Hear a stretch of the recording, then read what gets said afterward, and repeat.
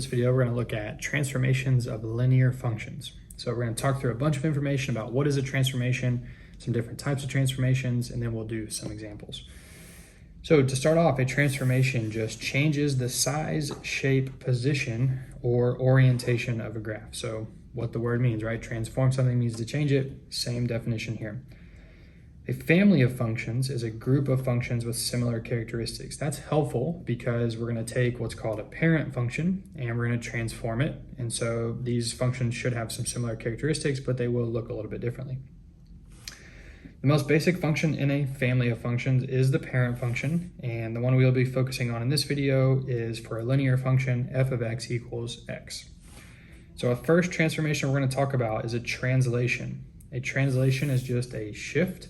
So it shifts the graph either horizontally or vertically, but it does not change the size, shape, or orientation of the graph.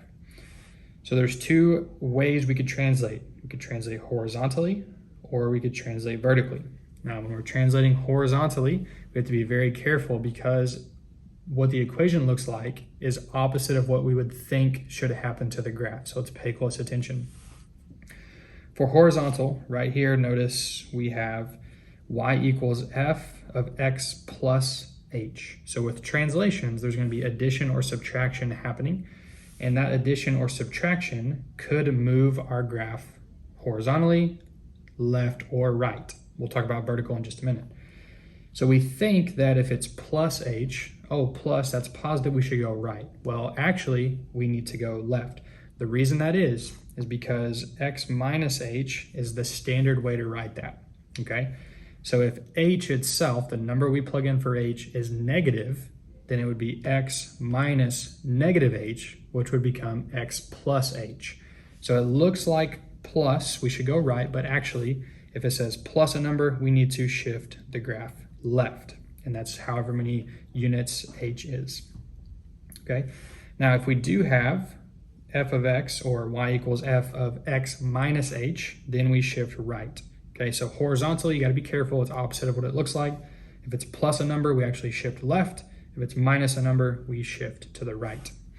Now, vertical, it makes sense, okay? Notice the difference here, how our addition or subtraction was inside when we were talking about a horizontal translation, because that was happening to our x values, and that's left or right, x-axis. With vertical translations, notice that we are adding or subtracting outside of the parentheses. So if we say f of x plus k, k represents a vertical translation, plus means we're going to go up, minus means we're going to go down, right? So that one makes sense. Okay, so let's look at a couple examples with translations. First of all, we're going to start off with our an f of x function, 2x plus 1. So I'm going to graph this. Plus 1 would be my y-intercept. Let's do that here. There we go, positive 1. And our slope is 2, so we're going to go up 2 and right 1. Give us a couple points here, down 2 and left 1. And let me draw my line through these points, okay? So this would be f of x, okay? So now we want to graph two other equations, g of x and t of x. So we'll graph g of x in blue here. So this says g of x is equal to f of x minus 3. Well, f of x is our pink function that we've already graphed here. So this minus 3, notice it's on the outside, so it means vertical, and it's minus, so it makes sense. We're going to go down 3 units. So we just take all of our points here and we move them down 1, 2, 3, 1, 2, 3, 1, 2, 3, 1, 2, 3, 1, 2, 3. And this blue line here would now represent our g of x function. We had a vertical translation down 3 units. Okay, now for our t of x function, we have t of x is equal to f of x minus 3. So notice how that negative 3 or that minus 3 is inside the parentheses. And remember, horizontal, kind of opposite of what we would think. So we see minus, we might be thinking left, but remember, minus means go right. So this tells us we want to take our f of x function, which was our pink function here, and we want to shift right 3 units. So we're going to start off with our point down here at the bottom left. 1, 2, 3, 1, 2, 3, 1, 2, 3, 1, 2, 3, and 1, 2, 3. Okay, so now we're going to take and draw our line here And now we have our t of x function, okay? So for this one right here, we went down 3 units, and when -3 was on the inside, we went right 3 units, okay? And that is a translation. The next transformation that we're gonna look at is called a reflection. So a reflection, what it does is it flips the graph over a line called the line of reflection. Sometimes this could be called the axis of symmetry as well, especially in geometry. We have 2 types of reflections that we could have. We could reflect over the x-axis, or we could reflect over the y-axis, okay? Now, if we look right here, we notice that when we reflect over the x-axis, we have opposite of f of x. Remember, f of x, this is like our output, which would be like our y values, okay? So with reflection, we need to think opposite. So if we are making our y values opposite, we want to reflect over the opposite axis, the x-axis. Down here, notice we are making our input values opposite. Those would be our x values. So we would make the opposite axis would be our line of reflection. So if we're making x opposite, we reflect over the y-axis. If we are making y opposite, we reflect over the x-axis. So let's take a look at example 2, and we'll graph a couple of these. All right, so it says we're gonna let f of x be 3x plus 2. So we're gonna graph this, 1, 2, 3, 1, 1, 2, 3, 1, 1, 2, 3, and 1, okay? So this green line right here will represent our f of x function, okay? All right, so now let's do in pink, we will do g of x. So notice it says g of x equals negative, or the opposite of f of x. So in that case, we're making the output opposite, which is our y value. So we want to reflect over the x-axis, right? So our x-axis is right here. So we're just going to take those points that we plotted, and if those points are above the x-axis, we're going to reflect them below, and if they are below, we're going to reflect them above, and it's the same distance away. So we're going to start at this point right here.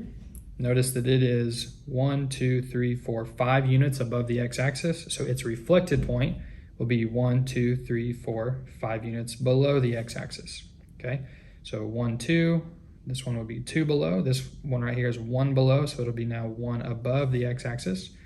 And this last point down here is 1, 2, 3, 4 below, so it'll be 1, 2, 3, 4 units above the x-axis.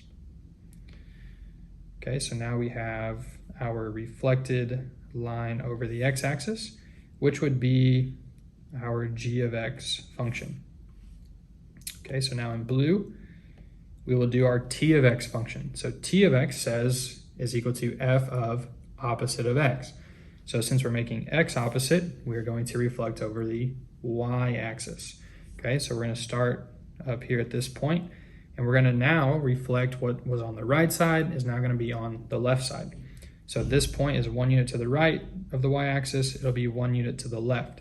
Notice this point right here is already on the y-axis, so it doesn't move. Down here, this point is 1 to the left, so it'll be 1 to the right. And our last point down here was 2 to the left of the y-axis, so its reflected point will be 2 to the left of the y-axis. Okay, and we'll have our t of x function. And that's how we do a reflection. The last couple of transformations that we're going to look at are called stretches and shrinks. These probably will cause most of you the most trouble, so we need to pay close attention here. Stretches and shrinks involve multiplication. Once again, just like a translation, there's a horizontal and there's a vertical stretch or shrink. And you can guess it, horizontal is kind of opposite of what we would think. Vertical makes sense. So let's break it down. So we'll start with horizontal, the ones that are maybe a little bit more challenging. So for horizontal, we are multiplying our x coordinates because that's our input and that's our x-axis runs horizontally by the same factor a. Okay, so a is going to be a number, right? So maybe by a factor of 2 or 4, 1/2, 1/3, something like that. The key with a horizontal stretch or shrink is that the factor is identified by 1 over a, okay? 1 over a. That's what causes this to kind of be opposite of what we would think. Because if we have g of x is equal to f of 1/4 x, okay, we look at that and we say, hey, 1/4, that's a pretty small number, it must be a shrink. Well, it's horizontal, it's opposite of what we would think, because really a is 1/4.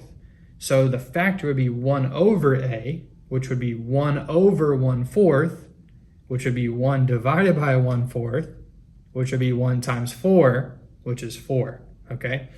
So when we see a fraction with a horizontal stretch or shrink, if it's a fraction less than 1, that's actually a horizontal stretch, and we say it's by a factor of 4, or 1 over a, right? So now let's look at the next one. Down here it says h of x is equal to f of 2x. So we see the 2, we might think stretch, but really it's horizontal, so it's a shrink. It's 1 over a. A is 2, so 1 over 2 would be 1/2. So we have a shrink by a factor of 1/2. So let's look at some examples of that. One thing that we can do to kind of help us stay organized with stretches and shrinks is to make some tables of values. So notice our 3 equations here, okay? We're going to say f of x is equal to x minus 1. So here's our original function. This will be our f of x function, okay? So f of x. All right, so we'll go in red, we'll do this g of x function, okay? So notice what we see. G of x is equal to the f of 1/3 x. So we see 1/3. We need to think, hey, this is going to be a horizontal stretch by a factor of 3, right? It's 1 over a, okay? So what we can do to help us make sure we graph it correctly is make this table of values, okay? So notice what it says. We're going to plug in a value for x. We're going to multiply it by 1/3, and then we're going to plug it in to our f of x equation. So essentially, we're just going to subtract 1. So I'm going to start with some values here that are easily multiplied by 1/3, right? So multiples of 3. So I'm going to start off, I'm going to say, okay, -3 times 1/3 is going to give me -1.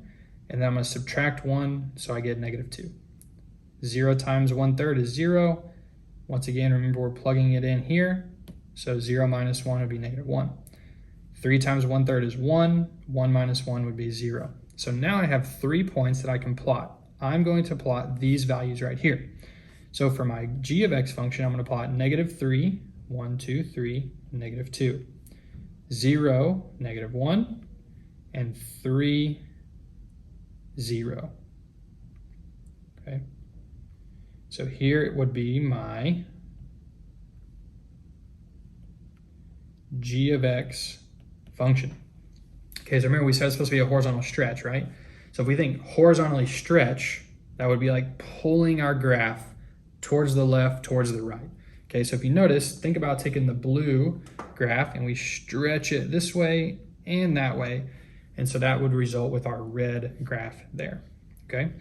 All right, so now let's do pink. In pink here, we will do our h of x function, okay? So for this one, let's fix this is g of x, h of x, there we go. Okay, so now if we have h of x is equal to f of 4x. So remember that 4 in there, our factor really is 1 over a, so this is going to be a horizontal shrink by a factor of 1/4, okay? So once again, we can use a table of values to kind of help us with this. So now with our x values, we're going to go ahead and multiply them by 4. Then we're going to plug them into our f of x equation, which means subtract 1.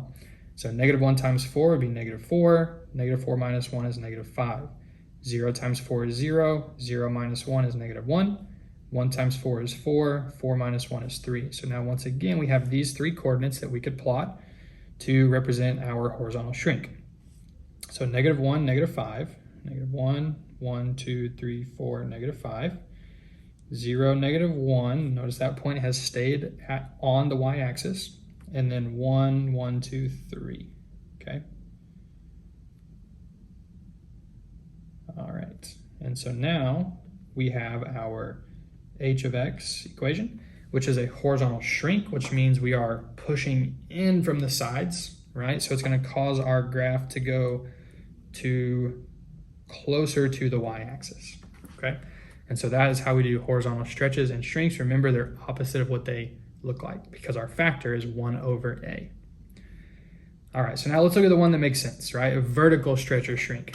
In this case, we're gonna multiply the y coordinates by the same factor of a, but this time, the factor or the stretch or the shrink is identified by just a. It's just a factor of a, okay? So notice when we're doing a vertical stretch or shrink, the multiplication is happening outside the parentheses because it's happening to our output values, not our input values. So the g of x equation says g of x is equal to 3 times the f of x. So we have a vertical stretch by a factor of 3. It's exactly what it looks like. It makes sense. On this one, we have h of x is equal to 1/4 times the f of x. So 1/4, that's small. It's a shrink by a factor of 1/4. Okay, so let's take a look at a couple vertical stretch and shrink examples. So we're going to start off with the f of x equation of x plus 2. So here's plus 2, and we would have these points right here representing our slope of 1. Okay, so our pink line here will be our f of x equation, and our green will be our g of x equation. So once again, we can use a table of values to help us with this.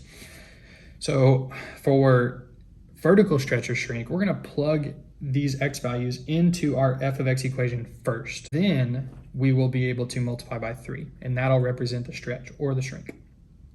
So for the g of x function, we're going to say -1 plus 2 would give us +1, and then we're going to multiply it by 3 to get 3. 0 plus 2 would be 2. 2 times 3 would be 6. 1 plus 2 would be 3, and 3 times 3 would be 9. So these are going to be our values that we're going to plot. Okay, so 1, 9 might not fit on my graph, but we should be able to kind of see the pattern here. So -1, 1, 2, 3, 0, 1, 2, 3, 4, 5, 6, and we would have 1, 9. Okay, so notice our slope here is 1, 2, 3, and then right 1. So we could also add a point down 1, 2, 3, and left 1, 1, 2, 3, and left 1, and here would be our line right here. Okay, so this would be our g of x function. Okay, so notice we said this would be a vertical stretch by a factor of 3. Okay, so vertical stretch, think about what you do with your hands, right? You're gonna stretch it vertically. So that means you would pull this part up, you would pull this part down, and that would result in our green line there, okay? All right, so now let's look at our h of x. So here we have 1/4. So this is gonna be a vertical shrink by a factor of 1/4. So think about this one, vertical shrink would be like pushing down, right? So we can kind of see what it's gonna look like. So we have h of x is equal to 1/4 times the f of x. So here we're going to plug in our values. So -2 plus 2 would be 0, and 0 times 1/4 would be 0. 0 plus 2 would be 2. 2 times 1/4 would be 1/2. 2 plus 2 is 4. 4 times 1/4 would be 1. So now we have these 3 points we can plot. So -2, 0. Notice how that point has stayed on the x-axis. 0, 1/2. And 2, 1.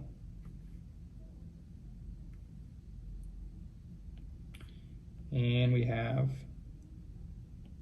our h of x function.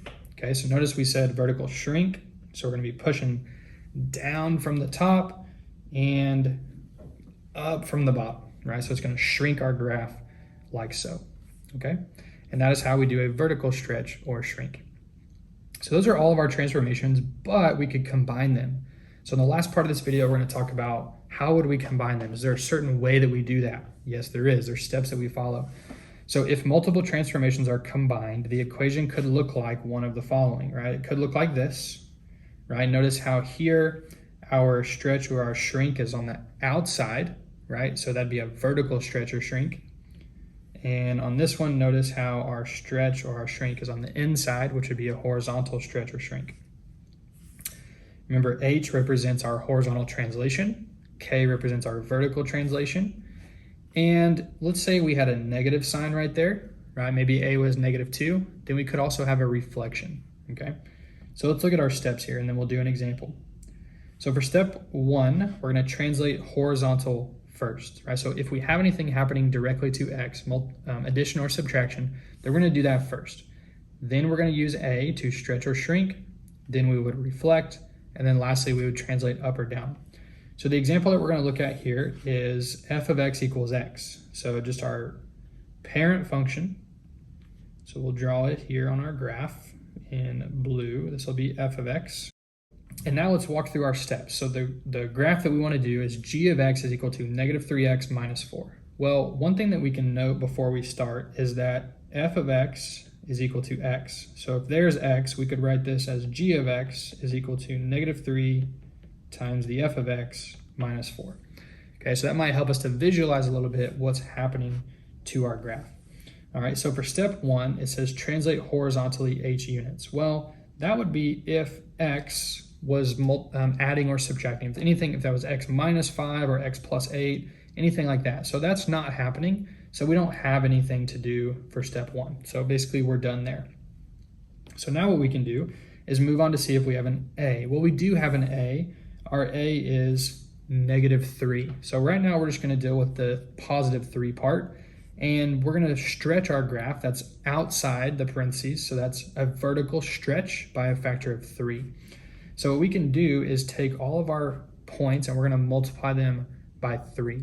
Okay? We're going to multiply our outputs by 3. So my point here at the origin is going to stay. But this point right here has a y value of 1. So now it'll have a y value of 3. This has a y value of 2. So now it'll have a y value of 2 times 3, which is 6. Okay? And down here, we could say this point at negative 1 is going to move to negative 3. And this point at negative 2 is going to move to negative 6. Okay?